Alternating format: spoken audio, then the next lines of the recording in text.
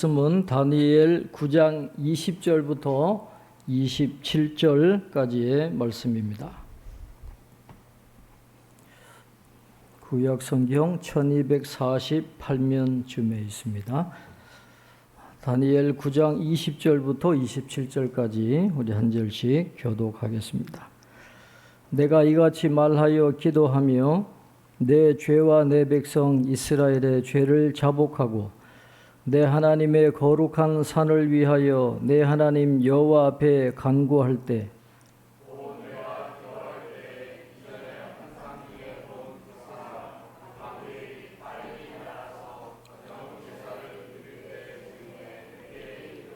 내게 가르치며 내게 말하여 이르되 다니엘아 내가 이제 내게 지혜와 총명을 주려고 왔느니라.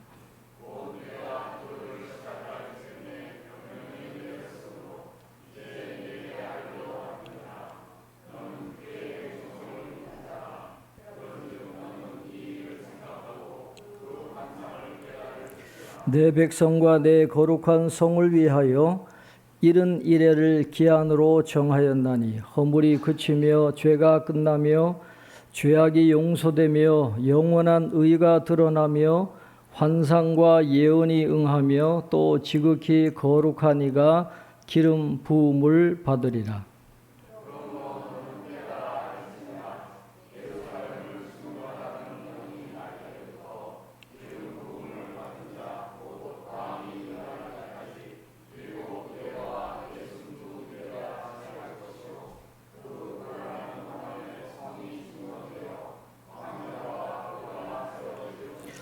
예순두 이래 후에 기름 부음을 받은 자가 끊어져 없어질 것이며 장차 한 왕의 백성이 와서 그 성읍과 성소를 무너뜨리려니와 그의 마지막은 홍수에 휩쓸림 같을 것이며 또 끝까지 전쟁이 있으리니 황폐할 것이 작정되었느니라.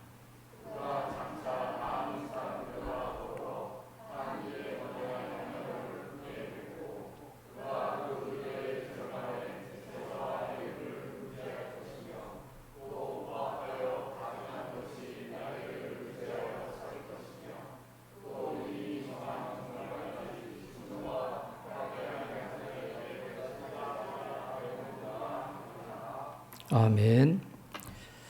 교회 소식 주보를 참조해 주시기 바랍니다. 우리 환우들 김상준 장로님, 김기숙 집사님, 정혜숙 권사님 위에서 계속 기도해 주시고 오늘은 독서 주일입니다. 한 주간 동안 도서관에서 책을 빌려 가시고 많이 읽으시는 시간이 되기를 바랍니다. 지금 작은 도서관에서 활동을 많이 하고 있습니다. 이 더운데도 아이들이 많이 와서 지금은 동요 부르기 얼마나 신나는 동요를 하는지요. 50 플러스 일꾼으로 오신 분이 피아노 학원도 하신 권사님이신데 너무너무 재밌게 잘하세요. 그래서 전도사님하고 아주 잘하고 계시고 그 사진에 나오는 피아노 치는 남자분은 전도사님 남편이에요. 전도사님 두 분이 그렇게 봉사를 하고 있습니다. 아주 잘하고 있는데 여기 피아노 학원이 문을 닫았어요. 과거에는 그 애들도 많이 오고 학부모들도 오고 그랬는데 이게 문을 닫아가지고 조금 애로사항이 있습니다. 밑에 1층 이데아도 없어졌잖아요. 9월 달에 뭐 컴포즈 커피가 들어온다 그래요. 변화가 많습니다. 그러나 어려움 중에도 도서관이 잘 되고 있으니까 계속 기도해 주시고 협조해 주시기를 바랍니다. 목요일 날 제84회 하민호회 경기 시찰에 있습니다. 지금 미국에 한 영화가 개봉이 되고 우리나라에도 아마 상영이 되는 걸로 알고 있는데 에이리언 로물루스라고 하는, 여러분 에이리언이라는 영화를 한번 들어보셨을 거예요. 외계인과 관련된 그런 영화인데 이게 아마 1970년대부터 나온 것인데 계속해서 이제 시리즈로 나옵니다. 이번에도 나온 영화인데 미국에 있는 신학자들과 목회자들이 이 영화를 굉장히 심각하게 보고 있어요. 이건 단순히 그냥 SF 오락물이 아니라 기독교를 대체하는, 미국에서 기독교를 대체하는 과학주의를 상징하는 영화가 바로 이 에일리언 로뮬루스다, 그렇게 이야기를 합니다. 단순한 SF가 아니에요. 한 세계관을 형성을 하고 있는데 이 창세기와 요한계시록을 교묘하게 비틀어요. 그래서 이 종말이 성경에 나오는 그런 종말대로 되는 게 아니라 외계인이 와가지고 AI와 함께 인류를 구출한다는 거예요. 지구는 멸망해도 저 다른 별에다가 새로운 사회를 건설해서 새로운 시대가 열리는, 그러니까 이 종말론의 개념을 전혀 다르게 창조와 영생과 이 종말에 대한 것들을 성경과는 전혀 다르게 지금 형성을 하고 있는데, 문제는 미국 사람들은 여기에 영향을 굉장히 많이 받는다는 거예요. 미국은 청교도로 세워진 나라 아니에요? 성경적인 가치관 위에 세워졌는데 이런 영화나 이런 기독교를 대적하는 세력들이 지금 하나하나 그 기본을 다 허물고 있어요. 뭐 성과 관련된 것도 그렇고 여러 가지. 이 민주당은 굉장히 진보적이에요. 기독교의 적대적인 그런 대책들을 많이, 정책을 많이 하는 그런 나라인데 지금 미국에서는 이 영적 전쟁이 치열하게 벌어지고 있습니다. 굉장히 심각하게 보고 있는데 이럴 때일수록 우리가 성경을 통해서 종말론이, 성경이 말씀하는 종말론은 어떤 것인가 하는 것을 우리가 잘 배워야 될 필요가 있고, 그런 종말론에 대한 분명한 확신을 가지고 그런 미혹된 그런 세계관에 흔들리면 안 된다라는 것이죠. 요한계시록뿐만 아니라 종말론에 대해서 이 다니엘서가 우리에게 분명하게 가르쳐 주고 있거든요. 근데 물론 다니엘서를 이해하는 게 굉장히 어렵습니다. 왜냐하면 역사도 알아야 돼요. 역사적인 사실이 많이 나오기 때문에 역사를 모르면 다니엘서를 이해를 못해요. 그러나 역사만 안다고 되느냐? 그게 아니거든요. 역사를 통해서 하나님이 종말 때에 이루어질 현상을 적그리스도와 함께 묘사를 해주고 있기 때문에 이게 다니엘서가 굉장히 이해하기 어려운 책입니다. 그래도 우리가 이해하려고 노력을 해야 되잖아요. 오늘 가브리엘이 생각하고 깨달으려고 노력해라 그랬는데 어쨌든지 이 미혹이 많은 시대에 성경을 분명히 이해하고 진리 위에 굳게 설 수 있도록 이 다니엘서를 통해서 종말 때에 하나님이 어떻게 역사하시는지 우리가 분명하게 깨닫는 그런 시간이 될 수 있기를 바랍니다. 이 다니엘서 9장을 쭉 보시면 바빌론이 무너지고 메대 바사로 통치권이 넘어가잖아요. 그때에 다니엘이 예레미야서를 묵상하면서 70년이라는 이 숫자를 알게 돼요. 70년 뒤에 하나님이 회복시켜 주실 것이다 하는 그런 말씀을 읽고 묵상하면서 이렇게 포로로 끌려와서 수치를 당하는 게 뭐 때문이냐? 하나님 앞에 죄를 지은 것 때문에, 자신의 죄와 그 백성들의 죄를 애통해하면서 하나님 앞에 회복시켜 달라고 이 예레미야의 말씀대로 우리를 다시 예루살렘도 회복시켜 주시고 우리도 구원해 주시기를 간절히 기도할 때 이제 가브리엘이 나타난 장면이 오늘 본문에 기록이 되어져 있습니다.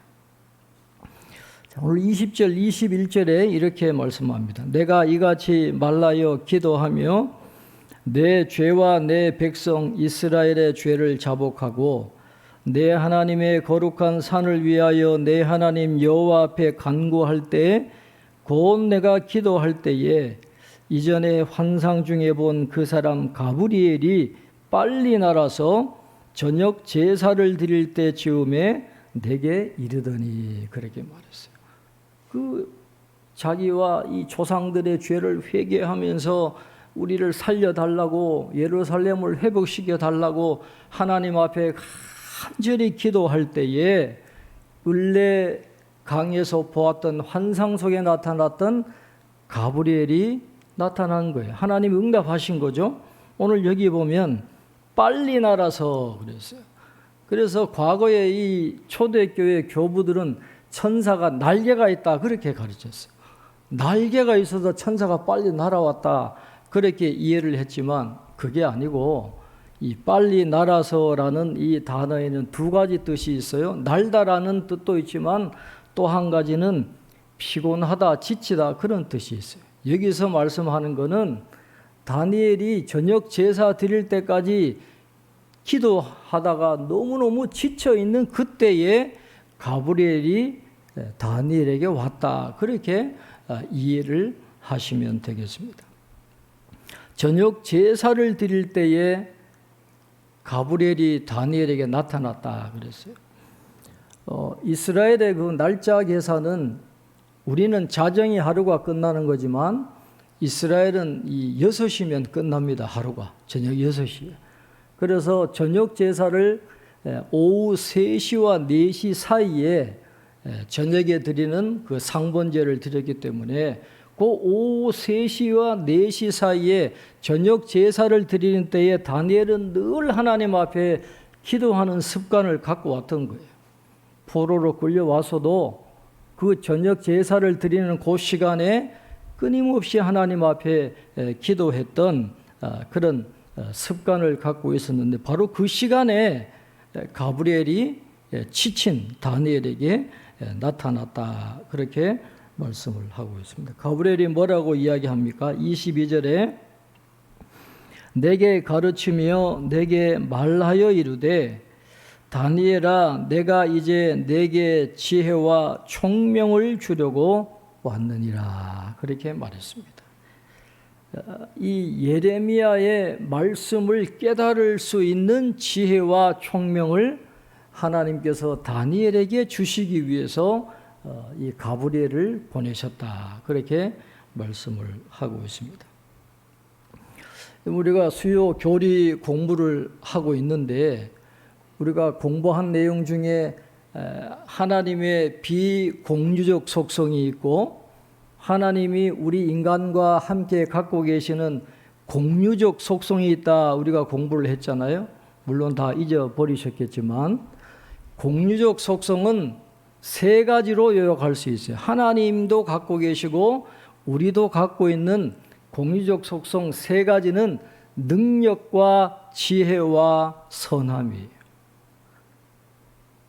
하나님은 무한한 능력을 갖고 계시고 무한한 지혜를 갖고 계시고 무한한 선함을 갖고 계시는데 그 일부를 우리에게 나눠주시는 거예요. 우리가 거기에 참여하게 하시고 그것을 발휘할 수 있도록 우리에게도 능력을 주시고 지혜를 주시고 선함을 주시는데 하나님의 말씀을 올바로 깨닫기 위해서도 하나님이 지혜를 주셔야 되는 겁니다. 그래서 하나님께서 다니엘에게 이 예레미야에게 주셨던 그 말씀을 확실하게 깨달을 수 있도록 지혜와 총명을 다니엘에게 주시기 위해서 이 가브리엘을 다니엘에게 보내주신 것입니다. 자, 23절에 또 이렇게 말씀합니다. 곧 내가 기도를 시작할 즈음에 명령이 내렸으므로 이제 내게 알리러 왔느니라. 너는 크게 은총을 입은 자라.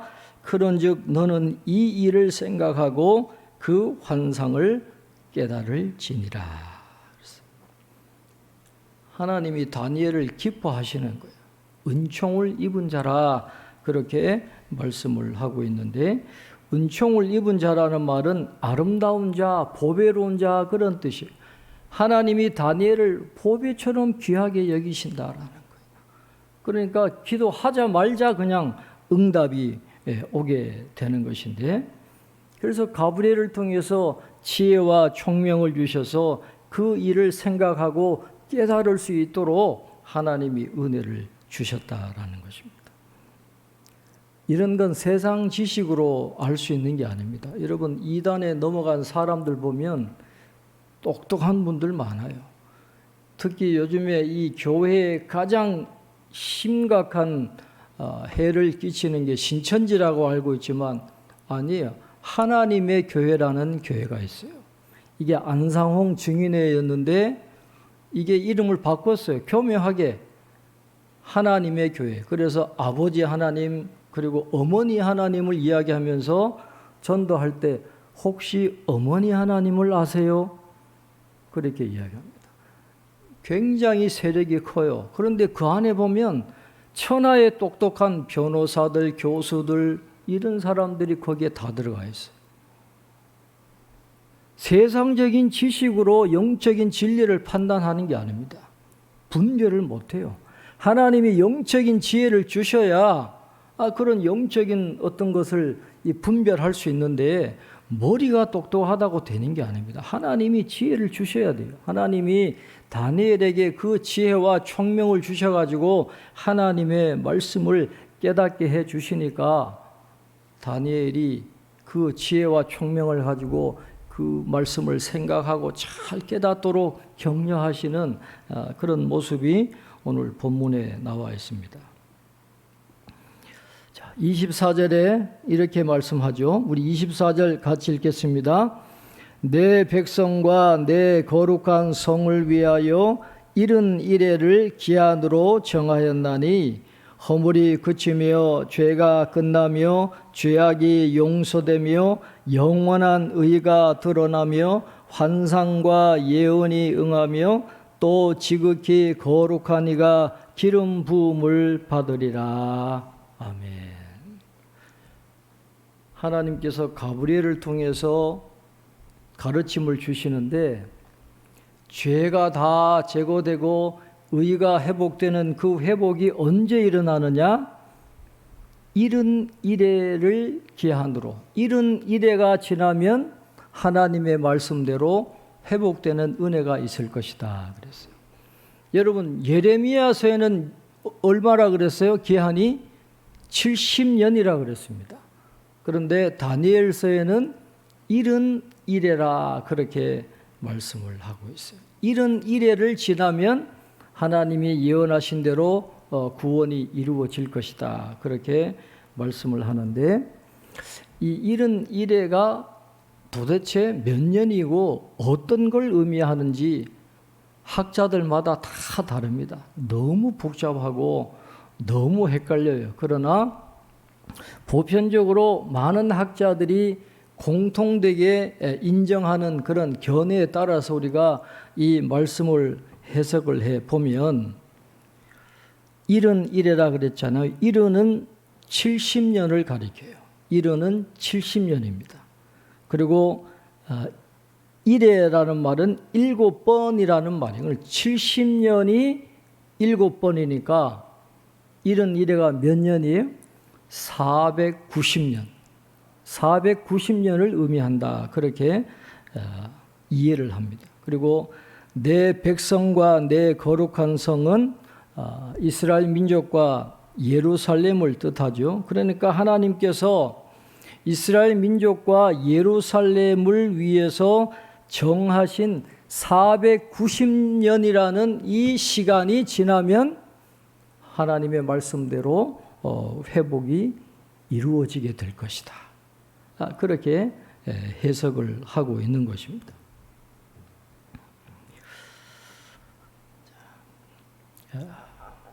그러면서 오늘 24절 마지막에 뭐라고 이야기합니까? 또 지극히 거룩한 이가 기름 부음을 받으리라 그렇게 말했어요. 여러분, 기름 부음을 받는 구약의 세 직책이 있잖아요. 왕이 있고 제사장이 있고 선지자. 그런데 이 세 직분을 온전히 이루신 분은 예수님밖에 없어요. 그래서 오늘 24절에 나오는 또 지극히 거룩한 이가 기름 부음을 받으리라 하는 것은 바로 예수님을 의미하는 겁니다. 예수님이 메시아시고 그리스도신데 메시아와 그리스도의 뜻이 뭐예요? 기름 부음을 받은 자 하는 그런 뜻이잖아요. 그러니까 이미 다니엘서에 하나님께서 예수님이 이 땅에 다시 오실 24절은 예수님의 재림을 의미하는 거예요. 마지막 때니까 예수님의 재림하실 것을 이미 하나님께서 이 다니엘서에 집어넣어 주셨다. 미리 예언해 주셨다라고 그렇게 이해를 하면 됩니다. 예수님이 재림하심으로 종말이 이루어진다라는 것을 오늘 24절이 이야기를 하고 있는 것입니다.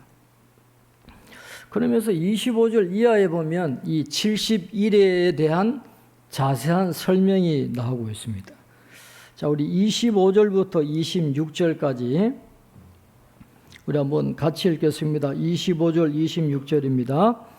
그러므로 너는 깨달아 알지니라 예루살렘을 중건하라는 영이 날 때부터 기름 부음을 받은 자 곧 왕이 일어나기까지 7일에와 62일에가 지날 것이요 그 곤란한 동안에 성이 중건되어 강장과 거리가 세워질 것이며 62일에 후에 기름 부음을 받은 자가 끊어져 없어질 것이며 장차 한 왕의 백성이 와서 그 성읍과 성소를 무너뜨리려니와 그의 마지막은 홍수에 휩쓸림 같을 것이며 또 끝까지 전쟁이 있으리니 황폐할 것이 작정되었느니라.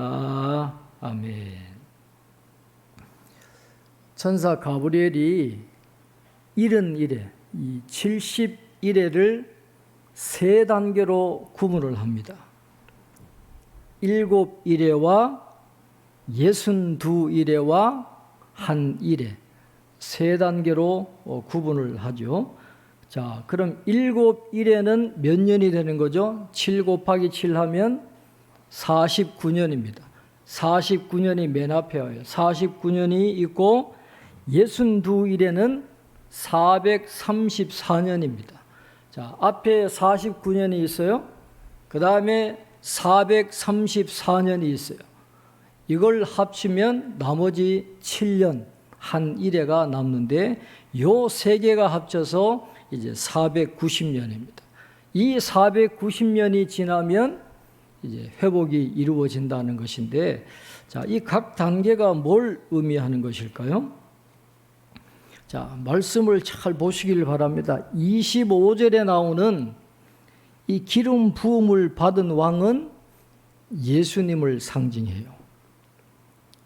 그 왕이 일어나기까지 7일에와 62일에가 지나야 된다라는 것인데, 정확히 483년 후에 예수님께서 이 세상에 초림, 성육신 하실 것을 이야기를 하고 있습니다. 그런데 483년을 처음 시작점을 어디로 잡았을 때 이 시기를 이야기하는 걸까요? 483년의 시작점이 과연 어디를 이야기하는 걸까요? 오늘 25절에 예루살렘을 중건하라는 영이 날 때부터라 그렇게 말씀을 하고 있습니다. 우리가 얼마 전에 느헤미야서를 공부했잖아요. 느헤미야서로 돌아가 보면 됩니다. 느헤미야 2장 1절로 2절에 보면 이런 말씀이 있어요. 아닥사스다 왕 제20년 니산월에 왕 앞에 포도주가 있기로 내가 그 포도주를 왕에게 드렸는데 이전에는 내가 왕 앞에 수심이 없었더니 왕이 내게 이르시되 내가 병이 없거늘 어찌하여 얼굴에 수심이 있느냐 이는 필연 내 마음에 근심이 있음이로다 하더라. 그때에 내가 크게 두려워하여 그렇게 말씀했어요. 느헤미야의 수심을 알아본 이 왕에게 느헤미야가 이렇게 이야기합니다.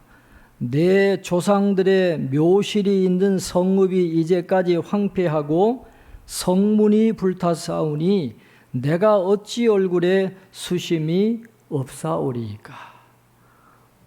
예루살렘의 묘실도 다 타버리고 성읍이 다 타버렸는데 어떻게 제가 걱정하지 않겠습니까? 그러니까 아닥사스다 왕이 느헤미야에게 명령을 내리잖아요. 기한을 정했지만 너희 고향 예루살렘으로 돌아가서 무너진 성을 재건하라 하는 그런 영을 내리는 겁니다. 바로 이거예요. 오늘 25절에 나오는 예루살렘을 중건하라는 영, 이게 바로 느헤미야에게 아닥사스다가 명령한 것인데 그때가 시작입니다. 그때로부터 이제 49년이 지나서 이제 성벽이 회복되는 그런 시간이 되는 것입니다. 자, 느헤미야가 묘실을 이야기했어요.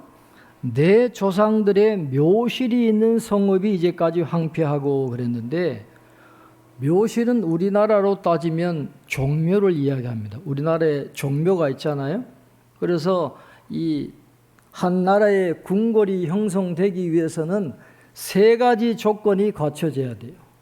왕궁이 있어야 되고, 성곽이 있어야 되고, 종묘가 있어야 돼요. 반드시 종묘와 궁과 성곽이 있어야 그 한 나라의 도시, 왕궁이 형성이 되는 것인데, 이 느헤미야서를 읽어보면 정확하게 이 세 가지 조건을 갖추고 예루살렘 성이 49년 만에 완성이 됩니다. 예루살렘 성을 중건하라는 그 영이 나고 49년 만에 이 궁과 성곽과 종묘가 완성되어지는, 그래서 7일의 시간이 거기에서 끝나게 되는 것입니다. 느헤미야서에서 49년 7일에가 이제 끝나게 되는 것이죠. 그렇게 49년 만에 성이 재건되고 그 후에 434년이 지난 뒤에 예수님이 이 땅에 오시게 되는 것입니다. 그것을 어떻게 아느냐 하면 26절에 보시면 62일의 후에 기름 부음을 받은 자가 끊어져 없어질 것이며 그랬어요. 기름 부음 받은 자가 누구라고요? 예수님이 십자가에서 죽으심을 이 26절에 지금 예언이 되고 있는 것입니다. 기름 부음을 받은 자가 끝난다, 끊어진다라는 말은 예수님이 십자가에서 죽음을 맞이하신다라고 하는 그 하나님의 구속사의 비밀이 이 다니엘서에 비밀스럽게 등장을 하고 있다라는 것을 의미를 하고 있는 것입니다. 그리고 26절에 기록되어 있는 예수님의 십자가 죽음 이후에 등장하는 이 한 왕은 로마를 이야기합니다. 로마예요. 바벨론과 메대와 바사 다음에 패권을 차지한 로마를 이야기하는데, 로마의 부대가 예루살렘을 침공할 것을 예언하는 게 26절 말씀이에요. 실제로 주후 70년에 로마가 예루살렘 성을 완전히 무너뜨리잖아요. 이 당시의 로마 황제였던 이 베스파시아누스가 그의 장군인 티투스를 보내가지고 이 완전히 예루살렘을 몰락시키는 그 장면이 있는데, 그것이 바로 오늘 다니엘서 26절에 기록된 그겁니다. 로마의 티투스가 와가지고 이 성을 회파할 것이다 하는 그런 내용이 기록이 되어져 있습니다. 자, 27절 우리 마지막 다시 한번 같이 읽겠습니다. 그가 장차 많은 사람들과 더불어 한 일해 동안의 언약을 굳게 맺고 그가 그 일해의 절반에 제사와 예물을 금지할 것이며 또 포악하여 가증한 것이 날개를 의지하여 설 것이며 또 이미 정한 종말까지 진노가 황폐하게 하는 자에게 쏟아지리라 하였느니라 하니라. 아멘. 이 티투스는 가장 먼저 성전을 공격합니다. 성전, 예루살렘 성전을 공격한 다음에 성전에 한 문양을 세우는데 로마 군대를 상징하는 독수리 문양을 성전에 세워요. 그래서 오늘 27절에 그랬잖아요.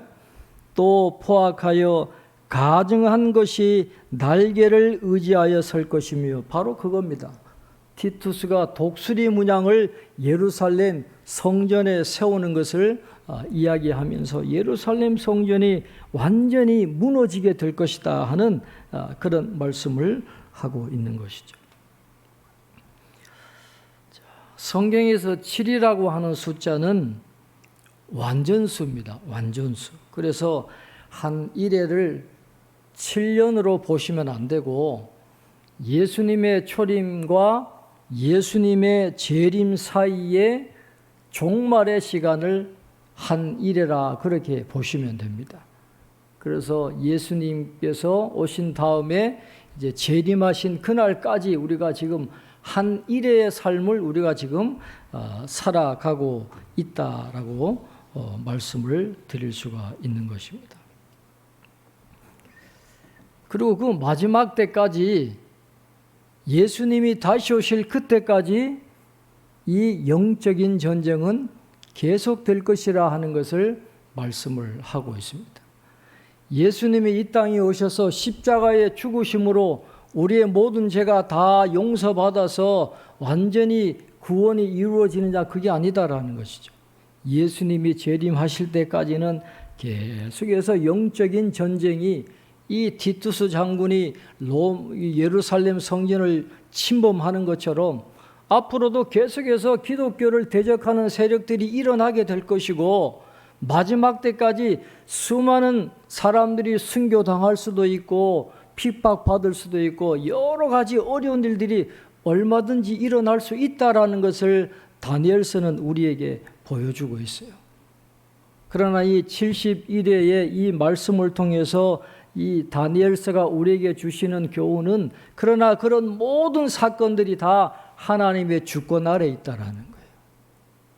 하나님이 주권을 가지시고 역사를 섭리하시는 과정 가운데 그 모든 일이 이루어지기 때문에 환난 당하고 핍박 당하고 어려움 당해도 낙심하지 말고 그 마지막 때를 소망하면서 하나님의 나라를 바라보면서 믿음을 지키고 인내하는 삶을 살아갈 것을 강조하는 책이 바로 다니엘서입니다.